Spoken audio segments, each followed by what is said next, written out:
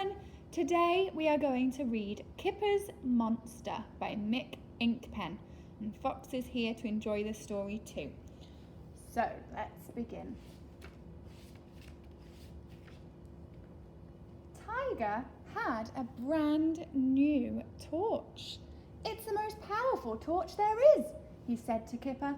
He shone it at Big Owl, he shone it at Hippo, he shone it in Kipper's face. "You should see it when it's dark," he said. "It's really good when it's dark." He sat in Kipper's basket and pulled the blanket over his head. "Come on, we can make it dark under here," he said. Under the blanket was one of Kipper's storybooks. "That's another thing," said Tiger. "You can read under the bedclothes with a torch like this."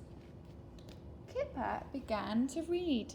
Deep in the middle of the dark, dark wood, there lived a horrible, horrendous, terrible, tremendous... "That's it!" shouted Tiger, jumping up. "We'll camp in the woods tonight. It'll be really, really dark in the woods." "Shall I bring my book?" said Kipper.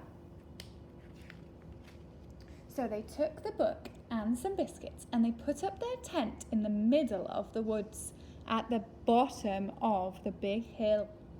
But as it began to get dark, Tiger began to think that perhaps it wasn't such a good idea after all. "Come inside and have a biscuit," said Kipper. "Do you want Rabbit or Big Owl?" But Tiger didn't reply. He was looking nervously out of the door. "Do you think there are any bears in these woods?" he whispered. "No, I shouldn't think so," said Kipper. He began to read.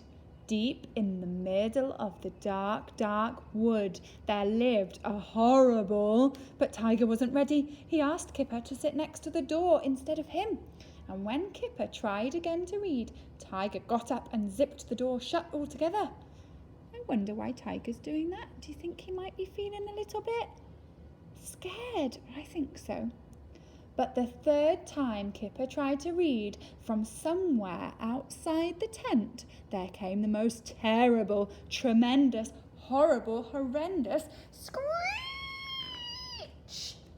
"What was that?" asked Kipper.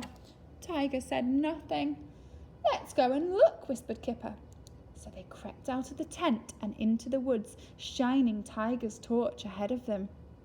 "I think it came from somewhere near here," said Kipper. The torch beam lit up the enormous grey trunk of an old tree. There in the middle was a dark, dark hole. Suddenly, a huge pair of yellow eyes blinked open, and from the hole came the most terrible screech.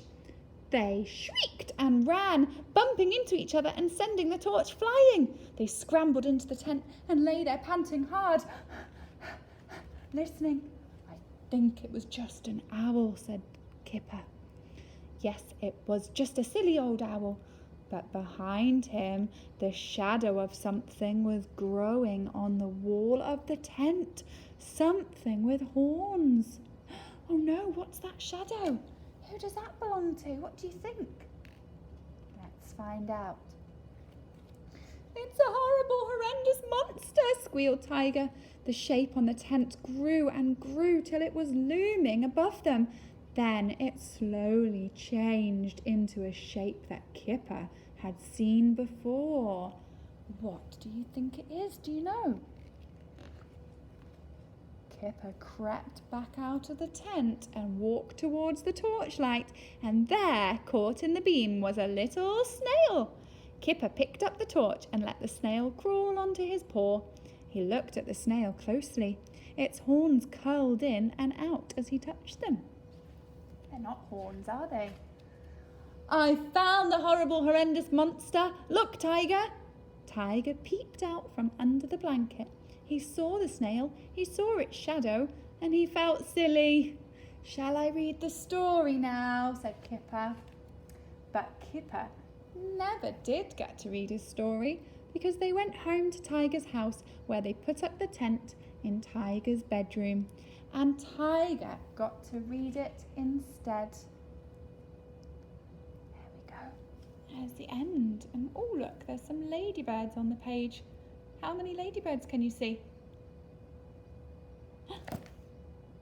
That was the end. Did you like that story, Fox? Did you like that one?